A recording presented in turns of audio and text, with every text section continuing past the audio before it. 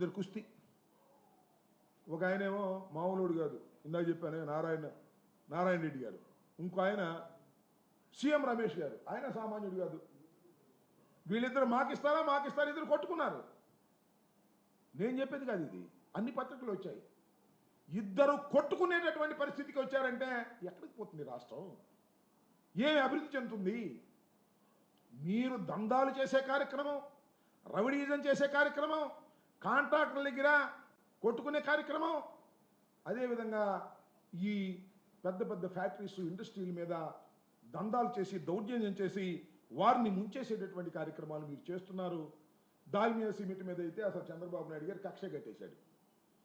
ఇప్పటికీ 793 కోట్ల రూపాయలు ఏప్రిల్ 17న మొత్తంగా జప్తు చేసే కార్యక్రమం, వాళ్ళ భయపెట్టేటువంటి కార్యక్రమం చేస్తున్నారు.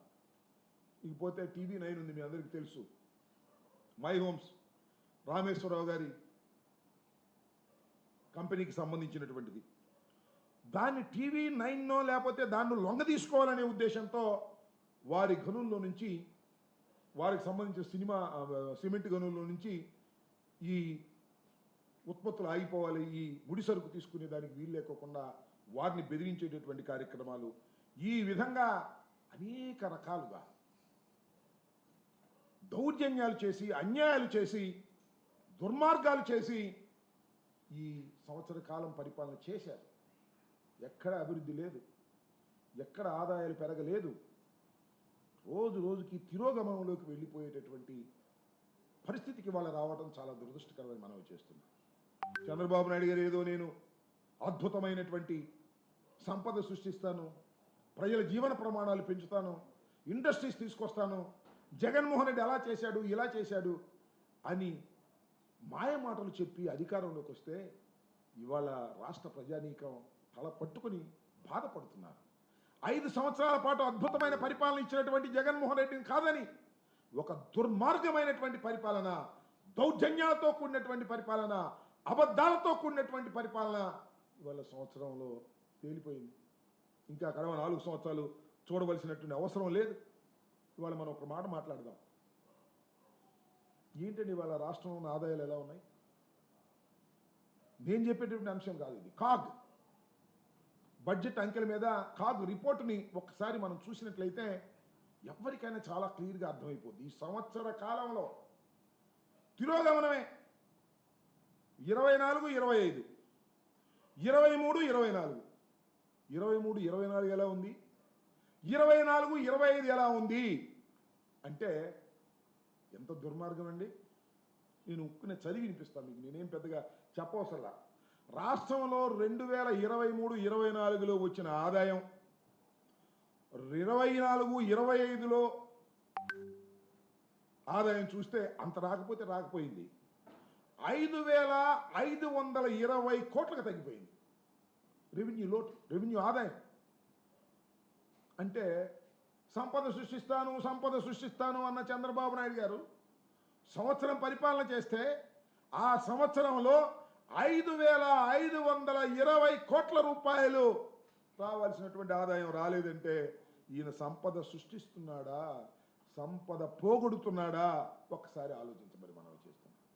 అలాగే అమ్మక పన్నుతో పాటు స్టాంప్ డ్యూటీ, మన రిజిస్ట్రేషన్స్ అవన్నీ ఉంటాయి కదా, అవి చూస్తే 2024, 25లో అంతకు ముందు ఏడాదితో పోలిస్తే 1,053 కోట్ల రూపాయలు డంప్ పడిపోయింది. రిజిస్ట్రేషన్స్ లేవు, అమ్మకాలు లేవు, కొనుగోలు లేదు, కొనుగోలు శక్తి పడిపోయింది. ప్రజల దగ్గర డబ్బులు అయితే కదా కొనుగోలు ఉండటానికి, కొనుగోలు పడిపోయింది. 1,053 కోట్ల రూపాయలు ఈ సంవత్సర కాలంలో చంద్రబాబు నాయుడు గారి పరిపాలనలో పడిపోయిందంటే దీని అర్థం ఏంటి అని అడుగుతాం. ఆలోచించమని మనం చేస్తున్నా. విఘ్నులైనటువంటి రాష్ట్ర ప్రజానీకాన్ని ఒకసారి ఆలోచన చేయండి. ఎందుకు ఇలా పడిపోతుంది? చంద్రబాబు నాయుడు గారు అనుభవజ్ఞుడు కదా, అద్భుతమైనటువంటి పరిపాలన చేస్తా అన్నాడు కదా, సంపద సృష్టిస్తా అన్నాడు కదా, ఏమైపోయింది ఇదంతా? అంతేకాదు, స్టాంప్స్ అండ్ రిజిస్ట్రేషన్స్ ఆదాయం అంతకుముందు పోలిస్తే 705 కోట్లు తగ్గింది. ఇక పన్నేతర ఆదాయానికి వస్తే 2024-25లో ఇది 842 కోట్లు తగ్గినట్టు నేను చెప్పలా, జగన్మోహన్ రెడ్డి గారు చెప్పలా, లేదా వైఎస్ఆర్ కాంగ్రెస్ పార్టీ చెప్పడంలా. కాగ్ రిపోర్ట్ ప్రకారం 842 కోట్లు తగ్గింది. ఇకపోతే కేంద్ర ప్రభుత్వం నుంచి గ్రాంట్ రూపంలో రావాల్సినటువంటి డబ్బు 2023-24తో పోలిస్తే 2024-25లో 14,563 కోట్లు తగ్గిందంట. This is also CAG report, according to CAG report. ఎవరి రిపోర్ట్తో కాదని మనం చేస్తున్నాం. ఈ విధంగా అన్నీ తగ్గిపోతూ ఉన్నాయి. అలాగే మూలధన వ్యయం, రాష్ట్ర ప్రభుత్వం పెట్టి మూలధన వ్యయం 2023-24తో పోలిస్తే 2024-25తో 4,413 కోట్లు తగ్గిపోయింది. ఇంకపోతే విద్య, వైద్యం, పౌష్టికాహారం, సంక్షేమానికి సంబంధించి గత ఏడాదితో పోలిస్తే దాని మీద ఖర్చు చేసే వ్యయం 4,696 కోట్లు తగ్గిపోయింది.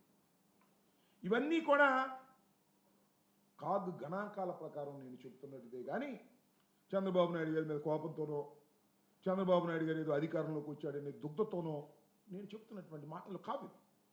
అన్నీ ఆన్ రికార్డ్. కాగ్ రిపోర్ట్ ప్రకారం వస్తున్నటువంటి లెక్కలివి. ఏమైనా చెప్పండి చంద్రబాబు నాయుడు గారు, this is your progress report. నేను ఇచ్చింది కాదు, ఈ సంవత్సర కాలంలో మీరు చేసినటువంటి ప్రోగ్రెస్ రిపోర్ట్ ఇది. అంటే తిరోగమనం. జగన్మోహన్ రెడ్డి గారి టైంలో ఇలా పెరిగిపోతే ఆదాయాలు, మీ టైంలో ఇలా తగ్గిపోతున్నాయి. ఏంటి మీ గొప్పతనం నాకు అర్థం కాల. ఊరికినే మీరు పిఆర్ మెయింటైన్ చేయటం, బిల్డప్లు ఇచ్చుకోవటం. ఆంధ్రజ్యోతి, ఈనాడు ఫ్రంట్ పేజీలో బిల్డప్ ఇచ్చే కథనాలు, TV5, ABN, ఈటీవీ అద్భుతం, అమోఘం. లెక్కలు చూస్తే ఏమీ లేదు. ఈ పేపర్లో చూసి బిల్డప్ ఇచ్చుకోవడం తప్ప సంవత్సర కాలంలో తిరోగమనం పాలైనటువంటిది ఇది దుర్మార్గమైంది. దీనికి కారణం ఏంటి? ఒకటి సింపుల్. నీ దృష్టి అంతా ఏంటి? Red book. జగన్మోహన్ రెడ్డి గారు అమ్మటి ఉండేవాళ్ళని లోపలేయాలి, వైఎస్ఆర్ కాంగ్రెస్ పార్టీని లోపలేయాలి, అణిచేయాలి. అణిచేస్తే మళ్ళీ మా అబ్బాయికి అడ్డం లేకుండా పార్టీ పోద్ది. అణిచేస్తే ఏం పోదు. అణిచేస్తే మళ్ళా పెరుగుతుంది, తిరుగుబాటు వస్తుంది, ధైర్యం వస్తుంది. మళ్ళా మిమ్మల్ని ఓడించే శక్తి మాకు ప్రజలకు ఇస్తారు.